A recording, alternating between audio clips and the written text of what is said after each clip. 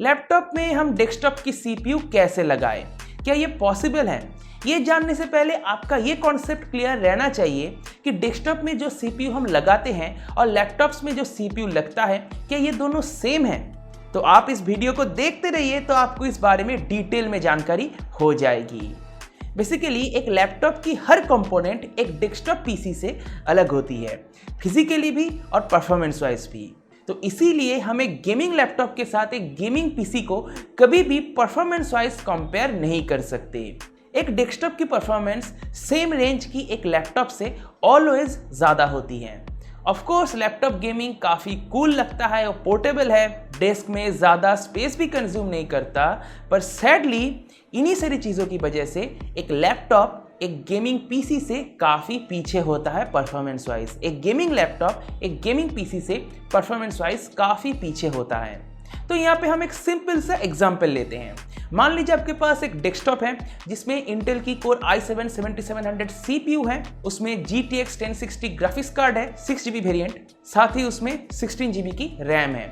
और आपने एक लैपटॉप परचेस किया है जिसमें i7 7700HQ CPU है जो कि काफ़ी पावरफुल CPU है, साथ ही साथ उसमें भी GTX 1060 की ग्राफिक्स कार्ड है 6GB वेरिएंट और साथ ही यहाँ पे भी 16GB की रैम है। अगर आप दोनों कंप्यूटर्स की परफॉर्मेंस को कंपेयर करते हो तो आप देखोगे कि डेस्कटॉप यहाँ पे जीत जाएगा।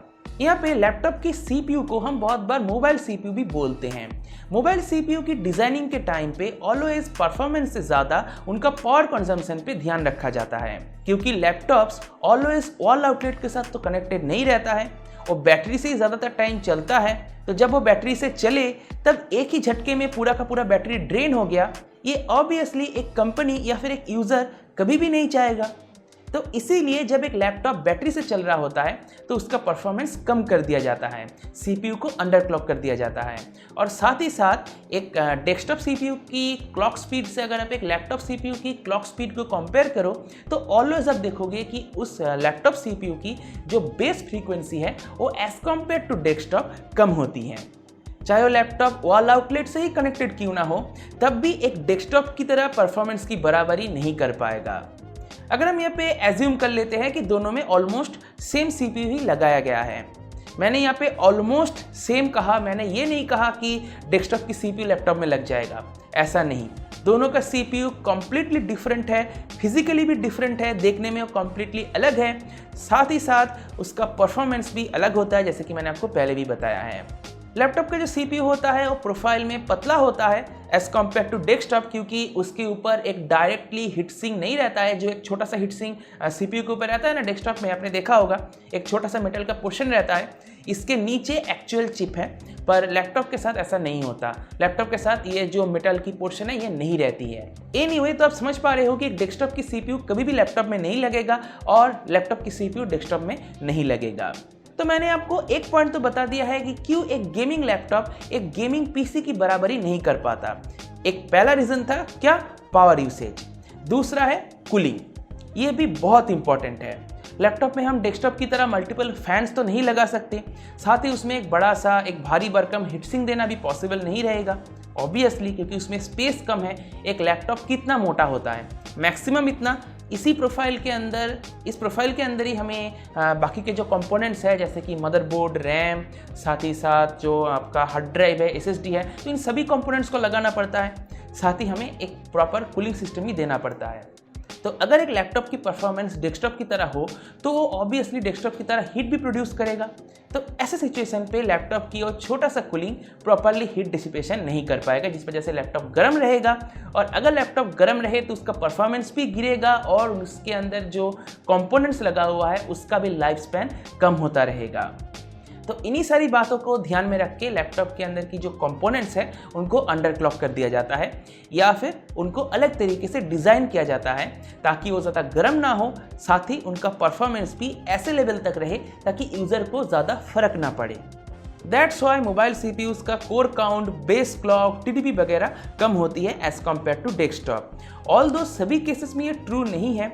कुछ सीपीयूज़ है लैपटॉप में जो डेस्कटॉप की क्लोज परफॉर्मेंस दे देता है, जैसे कि इंटेल की H सीरीज़ के जितने भी सीपीयूज़ है, जैसे कि आपने सुना होगा 7700HQ। तो ये जो H ये जो सफिक्स है, प्रोडक्ट लाइन सफिक्स इसको इंटेल बोलता है।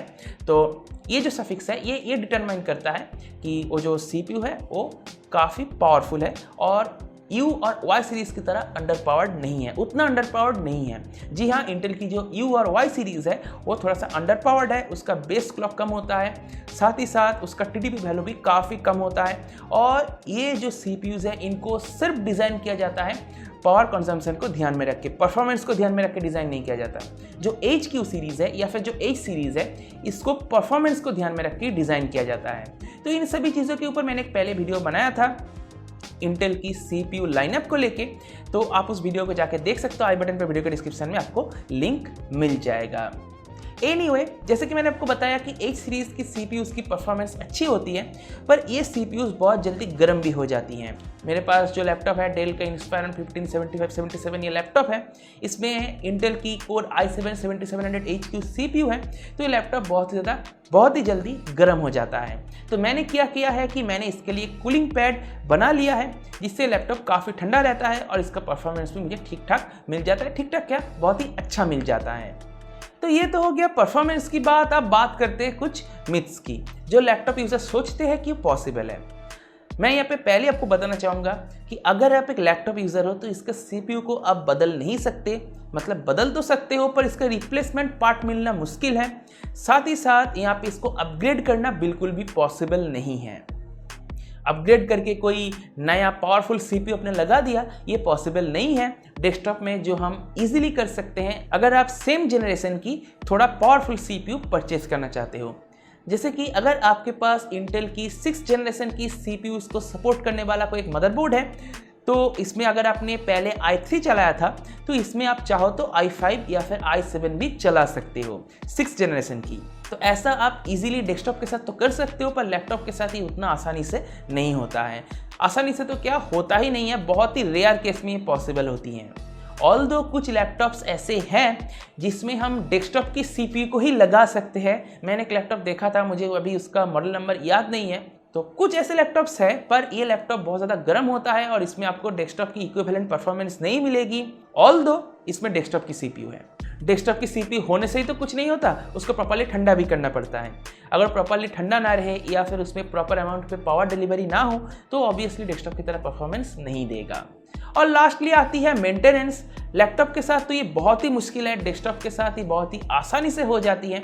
मेंटेनेंस से मेरा मतलब है धूल वगैरह साफ करना, थर्मल पेस्ट को रेगुलरली चेंज करना।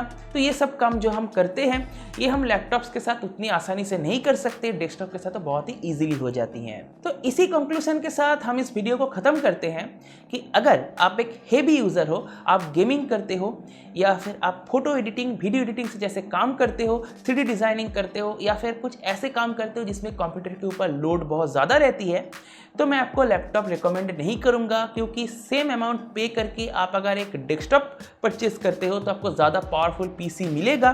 साथ ही साथ उसका मेंटेनेंस वगैरह की झमेला उतना ज़्यादा नहीं होता है लैपटॉप की तरह, और लैपटॉप की जो एक एक पार्ट है, एक एक कंपोनेंट है, उसको बदलवाना काफ़ी मुश्किल होती है, क्योंकि एक तो सर्विस सेंटर वाले काफ़ी ज़्यादा चार्ज करते हैं और अगर आप खुद से बदलने की कोशिश करोगे तो थोड़ा सा डिफ़िकल्ट होती है।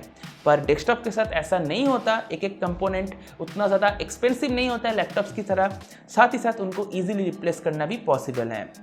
पर अगर आपको अपने कंप्यूटर को लेकर ट्रैवल करना पड़ता है या फिर आपके घर में स्पेस की कमी है, कंप्यूटर को रखने की स्पेस की कमी है, तो लैपटॉप के अलावा आपके पास कोई ऑप्शन भी नहीं है। तो ऐसी सिचुएशन पे आप एक कूलिंग पैड ले लीजिए, एक गेमिंग लैपटॉप के साथ एक कूलिंग पैड ले लीजिए, तो आपका काम कुछ हद तक बन जाएगा।